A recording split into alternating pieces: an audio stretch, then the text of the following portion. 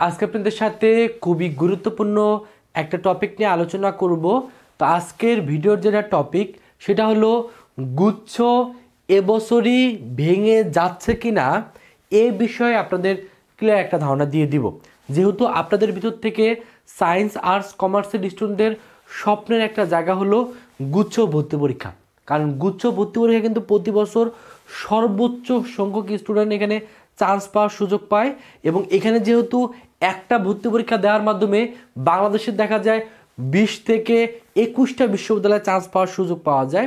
এজন্য আপনাদের ভিতরে একটা ধারণা সৃষ্টি হয়েছে যে এবছরে গুচ্ছ থাকবে কিনা, কারণ গুচ্ছ থেকে অলরেডি কিন্তু কয়েকটা বিশ্ববিদ্যালয় অলরেডি বের হয়ে গেছে এবং সামনে আরও কয়েকটি বিশ্ববিদ্যালয় বের হয়ে যাওয়ার জন্য চিন্তা ভাবনা করতেছে। তো এইভাবে যদি গুচ্ছ থেকে সবগুলো বিশ্ববিদ্যালয় আস্তে আস্তে বের হয়ে যায় তাহলে ফাইনালি সর্বশেষ গুচ্ছ পরীক্ষা এবছর আদৌ নেওয়া যাবে কিনা এ বিষয়ে আপনাদের ক্লিয়ার একটা ধারণা দিয়ে দিব।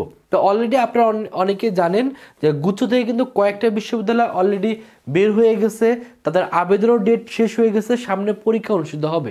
যেমন জগন্নাথ বিশ্ববিদ্যালয় কিন্তু আগে গুচ্ছর ভিতরে ছিল এবং জগন্নাথ বিশ্ববিদ্যালয় গুচ্ছের ভিতরে সেরা একটা বিশ্ববিদ্যালয় ছিল, কারণ লাস্টবার যে গুচ্ছ ভর্তি পরীক্ষা বা জিএসটি ভর্তি পরীক্ষা হয়েছে সেখানে 24টা বিশ্ববিদ্যালয় মিলে একটা ভর্তি পরীক্ষা নিচ্ছে এবং একটা স্টুডেন্ট একটা ভর্তি পরীক্ষা দিয়ে এই 24টা বিশ্ববিদ্যালয়ে ভর্তি হওয়ার সুযোগ পাইছে।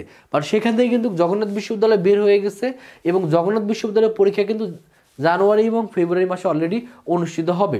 অপরদিকে সাস্ট বা শাহজালাল বিজ্ঞান ও প্রযুক্তি বিশ্ববিদ্যালয় আগে গুচ্ছর ভিতরে ছিল, বাট সাস্টও কিন্তু এবছর গুচ্ছ থেকে বের হয়ে গেছে এবং সাস্টের পরীক্ষা কিন্তু এবছর সাস্টে ঢাকায়, চট্টগ্রাম, রংপুর এবং যশোর অনুষ্ঠিত হবে এবং সাস্টে কিন্তু এখন আবেদন চলতেছে 5 তারিখ থেকে 25 তারিখ এবং সাস্টের পরীক্ষা ফেব্রুয়ারি 28 তারিখে। খুলনা ইউনিভার্সিটিও গুচ্ছ থেকে বের হয়ে গেছে। এই খুলনা ইউনিভার্সিটি কিন্তু গুচ্ছের ভিতরে অন্যতম সেরা একটা বিশ্ববিদ্যালয় ছিল এবং খুলনা বিশ্ববিদ্যালয় পরীক্ষা এবছর খুলনা, ঢাকা, রাজশাহীতে অনুষ্ঠিত হবে এবং খুলনা বিশ্ববিদ্যালয়ে আবেদন চলমান আছে। জানুয়ারি 10 তারিখ থেকে ফেব্রুয়ারি 10 তারিখ পর্যন্ত অনলাইনে আবেদন করা যাবে এবং খুলনা ইউনিভার্সিটির পরীক্ষা 17 এবং 18 এপ্রিলে অনুষ্ঠিত হচ্ছে। কুমিল্লা বিশ্ববিদ্যালয় কিন্তু এবছরে গুচ্ছ থেকে বের হয়ে জন্য তারা আলাদাভাবে অলরেডি সার্কুলারও প্রকাশ করছে। সেই সার্কুলার অনুযায়ী আবেদন শুরু হচ্ছে ফেব্রুয়ারি 2 তারিখ থেকে, আবেদন চলবে ফেব্রুয়ারি 22 তারিখ পর্যন্ত এবং পরীক্ষা অনুষ্ঠিত হবে এপ্রিলের 19 তারিখে সি ইউনিট, মে মাসের 3 তারিখে এ এবং বি ইউনিটের পরীক্ষা অনুষ্ঠিত হবে। সর্বশেষ আমরা যে তথ্যটা পাইছি সেই তথ্য অনুযায়ী হাজী দানেশ বিজ্ঞান ও প্রযুক্তি বিশ্ববিদ্যালয় গুচ্ছ থেকে বের হয়ে যাওয়ার জন্য তারা প্রেস বিজ্ঞপ্তি দিচ্ছে। সেই প্রেস বিজ্ঞপ্তিতে তারা উল্লেখ করছে তাদের আবেদন শুরু হচ্ছে ফেব্রুয়ারি 9 তারিখ থেকে, চলবে হলো মার্চের 6 তারিখ এবং হাজী দানেশ বিজ্ঞান ও প্রযুক্তি বিশ্ববিদ্যালয় এটা মিলে দিনাজপুর অবস্থিত, এটার পরীক্ষা কিন্তু এপ্রিলে অনুষ্ঠিত হবে। তো এখন সর্বশেষ হাজী দানেশ বিজ্ঞান ও প্রযুক্তি বিশ্ববিদ্যালয় যখন গুচ্ছ থেকে বের হয়ে যাওয়ার ঘোষণা দিছে তখন আরও কয়েকটা বিশ্ববিদ্যালয় কিন্তু গুচ্ছ থেকে বের হয়ে যাওয়ার জন্য তারা চিন্তা ভাবনা করতেছে। তার ভিতরে আছে ইসলামিক বিশ্ববিদ্যালয় আছে, তারপর আছে গোপালগঞ্জ বিজ্ঞান ও প্রযুক্তি বিশ্ববিদ্যালয়, এরকম করে আরও কয়েকটা বিশ্ববিদ্যালয় কিন্তু গুচ্ছ থেকে বের হয়ে যাওয়ার চিন্তা ভাবনা করতেছে। যখন শুধুমাত্র হাজী দানেশ অথবা কুমিল্লা বিশ্ববিদ্যালয় সহ আরও কয়েকটা বিশ্ববিদ্যালয় যখন বের হয়ে যাচ্ছিল তখন যদিও গুচ্ছর একটা মিটিং হয়, সেই মিটিং অনুযায়ী একটা সিদ্ধান্ত হয় যে গুচ্ছর পরীক্ষা সর্বশেষ আমরা যে তথ্য পাইছিলাম সেই তথ্য অনুযায়ী 20টা বিশ্ববিদ্যালয় মিলে গুচ্ছ ভর্তি পরীক্ষা, সি ইউনিটের পরীক্ষা এপ্রিলের 25 তারিখে, বি ইউনিটের পরীক্ষা মে মাসের 2 তারিখে এবং এ ইউনিটের পরীক্ষা মে মাসের 9 তারিখে নেওয়ার জন্য তারা প্ল্যান করছে 20টা বিশ্ববিদ্যালয়। কিন্তু তারপরে আমরা আবার দেখলাম যে হাজী দানেশ বিজ্ঞান ও প্রযুক্তি বিশ্ববিদ্যালয় থেকে, হাজী দানেশ বিজ্ঞান ও প্রযুক্তি বিশ্ববিদ্যালয় যে সভা হয়েছে সেই সভা থেকে যে সিদ্ধান্তটা আসছে যে তারাও বের হয়ে যাবে। তো এখন যদি হাজী দানেশ বিজ্ঞান ও প্রযুক্তি বিশ্ববিদ্যালয় বের হয়ে যায় তাহলে কিন্তু অটোমেটিকলি ইসলামিক বিশ্ববিদ্যালয় সহ গোপালগঞ্জ বিজ্ঞান ও প্রযুক্তি বিশ্ববিদ্যালয় আরও কয়েকটা বিশ্ববিদ্যালয় গুচ্ছ থেকে এভাবে বের হয়ে যাবে। এখন এইভাবে যদি ক্রমান্বয়ে যে ভালো ভালো বিশ্ববিদ্যালয়গুলো বের হওয়া শুরু করে তখন আলটিমেটলি গুচ্ছের যে কোয়ালিটি সেটা যেমন অনেক ডাউন হয়ে যাবে, কারণ গুচ্ছের সেরা যে বিশ্ববিদ্যালয় সেগুলো যদি বের হয়ে যায় গুচ্ছের যেগুলো নতুন বিশ্ববিদ্যালয় সেই অনুযায়ী কিন্তু স্টুডেন্ট সেখানে পাবে না।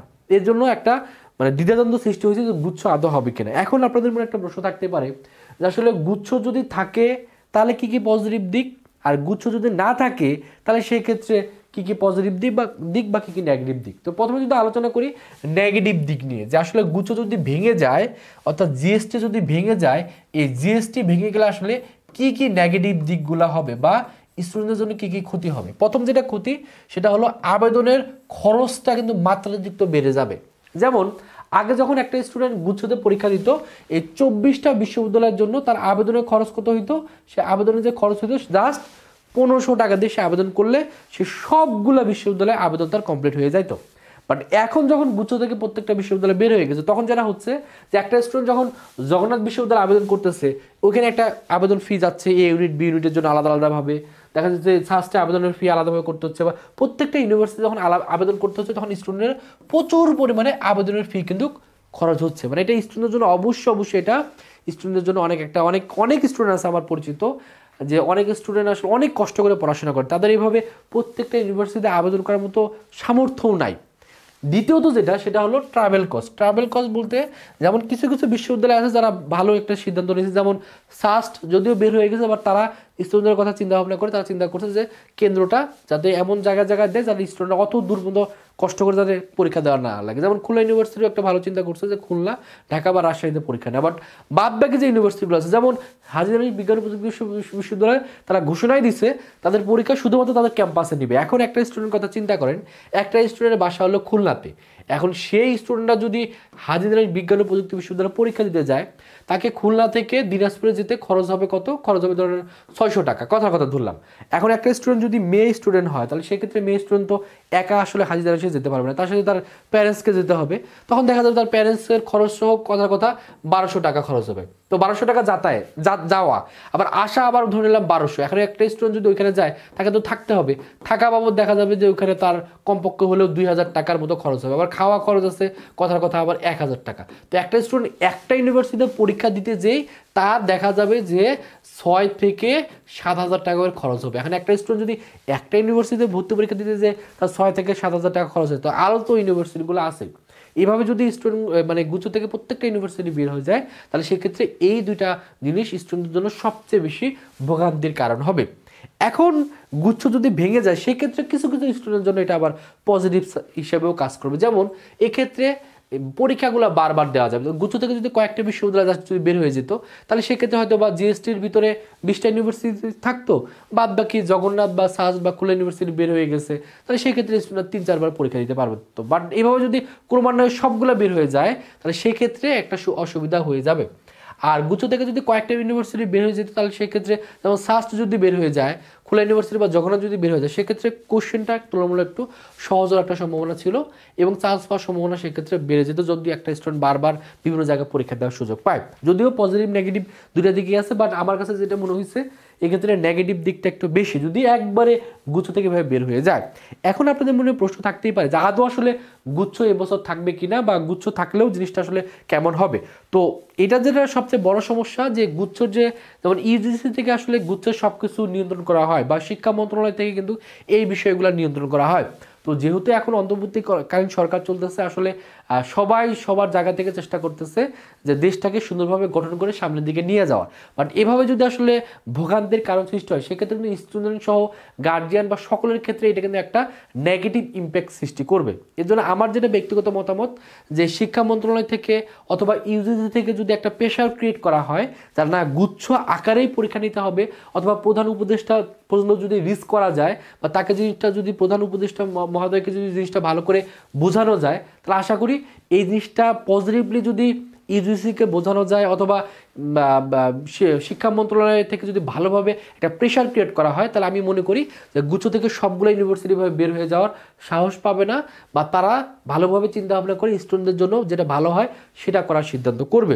তো এটা হলো আমার মানে একটা যদিও আমার ভিডিওটা আসলে সেই পর্যন্ত রিস্ক করবে কিনা সেটা আমি জানি না, তারপরেও যেহেতু আপনারা অনেকে আমার ভিডিওটা দেখেন, আপনাদের মতামতগুলো অবশ্যই কমেন্টে জানাই দিবেন এবং চেষ্টা করুন ভিডিওটা যত বেশি শেয়ার করা। তাহলে হয়তোবা যদি ভিডিওটা আস্তে আস্তে শেয়ার হওয়ার মাধ্যমে যদি সকলে জিনিসগুলো জানে এবং সকলে যদি সোচ্চার হয়, সকলে যদি অনলাইনেও এখন অনেকে অ্যাক্টিভ, অনলাইনেও যদি আপনারা অনেকে যারা গার্জিয়ান লেভেলের আছেন অথবা আমার ভিডিও যারা দেখেন, তারা যদি একটু লেখালেখি করেন যেভাবে আসলে গুচ্ছ যদি ভেঙে যায়, তাহলে সেক্ষেত্রে মানে ম্যাক্সিমাম যারা মধ্যবিত্ত ফ্যামিলি বা দারিদ্র ফ্যামিলি, তাদের জন্য এটা অবশ্যই একটা পেইনের বিষয় হবে বা অনেক কষ্টসাধ্য ব্যাপার হবে। তো আমার যেটা মনে হয় যে আপনারা ভালো করে এখন প্রস্তুতি শুরু করেন, যেটাই হোক না কেন দিন শেষে আপনাকে পরীক্ষাটাও দিতে হবে, এটাও মাথায় রাখতে হবে। গুচ্ছ যদি থাকেও তারপর আপনাকে পরীক্ষা দিতে হবে, গুচ্ছ যদি নাও থাকে সেক্ষেত্রে আপনাকে পরীক্ষা দিতে হবে। হয়তো বা এমন হতে পারে যে গুচ্ছ যদি ভেঙে যায়, সেক্ষেত্রে এই বছর এমন হতে পারে যে গুচ্ছর ভিতরে হয়তো বা 15 থেকে 18টা ইউনিভার্সিটি থাকবে, তারা একসাথে পরীক্ষা নিবে, আর বাদ বাকি কিছু ইউনিভার্সিটি হয়তো বা বের হয়ে যাবে। এটা যদিও আমার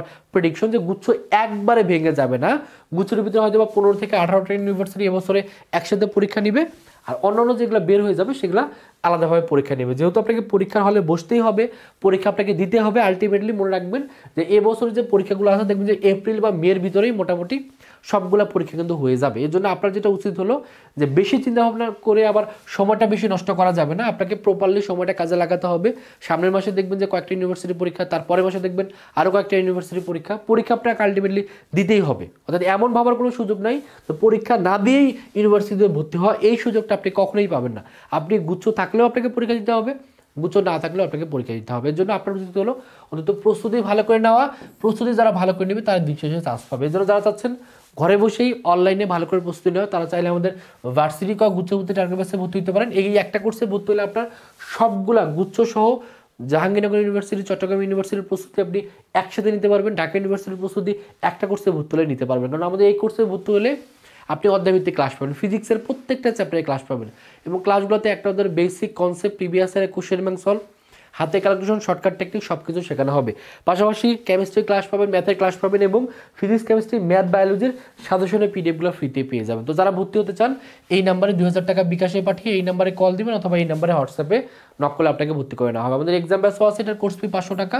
ভর্তি হওয়ার জন্য এই নাম্বারে 500 টাকা বিকাশে পাঠিয়ে এই নাম্বারে কল দিবেন, অথবা এই নাম্বারে হোয়াটসঅ্যাপে নক করলে ভর্তি করে নেওয়া হবে। তো এই হলো গুচ্ছের এবছরই ভর্তি পরীক্ষা হবে কিনা এটা আপনাদের জানিয়ে দিলাম। যতটুকু আমার লাস্ট প্রেডিকশন যে গুচ্ছ ভর্তি পরীক্ষা আলটিমেটলি হবে, হয়তো বা কয়েকটা ইউনিভার্সিটি আরও এক্সট্রা বের হয়ে যেতে পারে। তো আপনাদের গুচ্ছ নিয়ে কি মতামত সেটা অবশ্যই কমেন্টে জানিয়ে দিবেন। সকলে ভালো থাকবেন, সুস্থ থাকবেন, আল্লাহ হাফেজ।